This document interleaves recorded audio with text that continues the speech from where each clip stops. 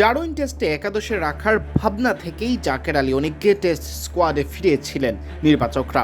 তবে ভাগ্যের পরিহাসে কোনো ম্যাচ না খেলে এমনকি সিরিজ যখন শুরু হচ্ছে তখনই অস্ট্রেলিয়া থেকে দেশে ফেরত আসতে হচ্ছে জাকেরকে। একই ভাগ্য বরণ করে নিতে হচ্ছে পেসার মুশফিক হাসানকেও।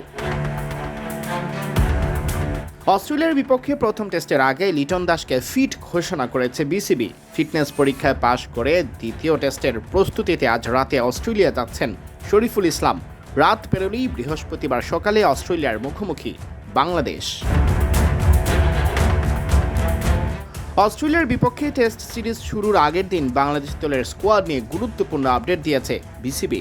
ব্যাটার লিটন দাস প্রথম টেস্টের জন্য ফিট, অন্যদিকে বাঁহাতি পেসার শরীফুল ফিটনেস পরীক্ষায় সফলভাবে উত্তীর্ণ। দ্বিতীয় টেস্টের প্রস্তুতির জন্য দলে যোগ দিচ্ছেন অস্ট্রেলিয়ায়। অস্ট্রেলিয়ার বিপক্ষে বাংলাদেশের টেস্ট সিরিজ শুরু হবে বৃহস্পতিবার। প্রথম টেস্টের ঠিক আগের দিন লিটন ও শরীফুলের এই ফিটনেসের খবর জানায় বিসিবি, যা দলের জন্য নিঃসন্দেহে ইতিবাচক বার্তা। বিবৃতিতে বলা হয়েছে, লিটনকে ফিট ঘোষণা করা হয়েছে এবং অস্ট্রেলিয়ার বিপক্ষে শুরু হতে যাওয়া ডারউইন টেস্ট খেলার জন্য তিনি পুরোপুরি প্রস্তুত। তাই সিরিজের প্রথম ম্যাচের আগে লিটনকে নিয়ে তৈরি হওয়া অনিশ্চয়তার অবসান হয়েছে।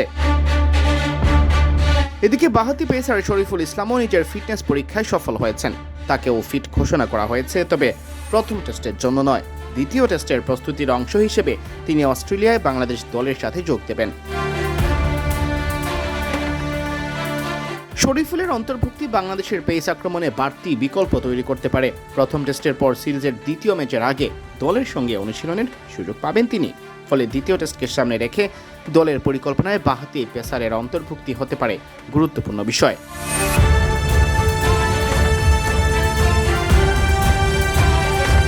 এদিকে লিটন ফিট হওয়ায় উইকেটরক্ষক ব্যাটার জাকের আলী অনিক ও শরীফুল ফিট হওয়ায় ফাস্ট বোলার মুশফিক হাসানকে দেশে ফেরার নির্দেশ দেওয়া হয়েছে।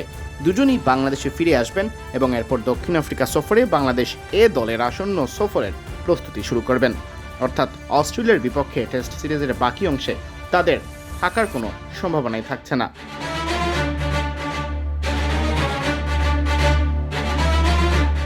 সিয়াম চৌধুরী, বিডি ক্রিক টাইম।